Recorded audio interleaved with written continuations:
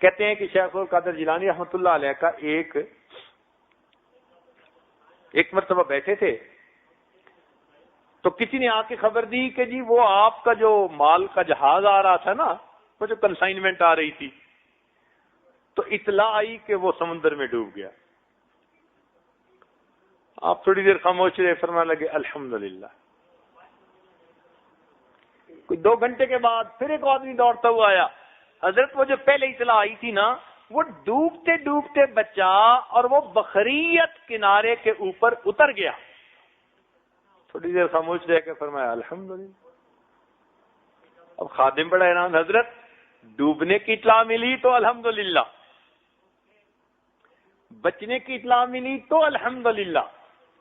فرمانے لگے کہ جب مجھے ڈوبنے کی خبر ملی، میں نے اپنے دل میں جھانک کے دیکھا تو دل میں کوئی دکھ اور افسوس محسوس نہیں کیا، میں نے کہا الحمدللہ۔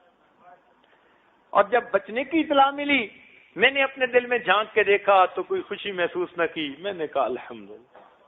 اللہ میں تیرے اس حال میں بھی راضی ہوں، میں تیرے اس حال میں بھی۔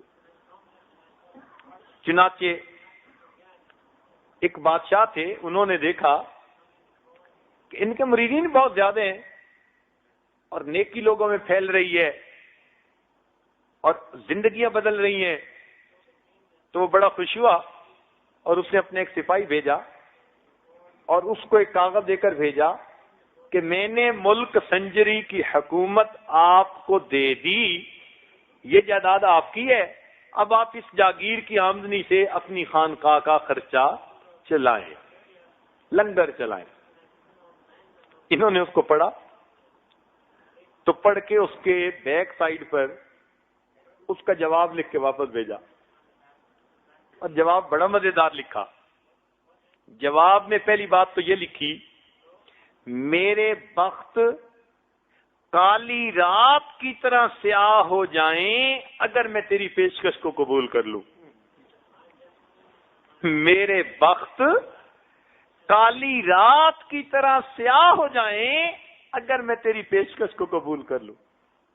ایک بات یہ لکھی، اور نیچے دوسری بات لکھی کہ جس دن سے مجھے نیم شب کی شاہی ملی ہے، اس دن سے نیم روز کی بادشاہی مچھر کے پر کے برابر بھی رہی۔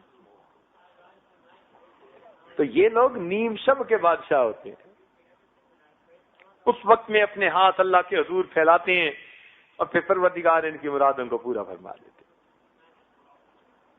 انسان کی نیکی کا نفع اس کی اولاد تک بھی پہنچتا ہے۔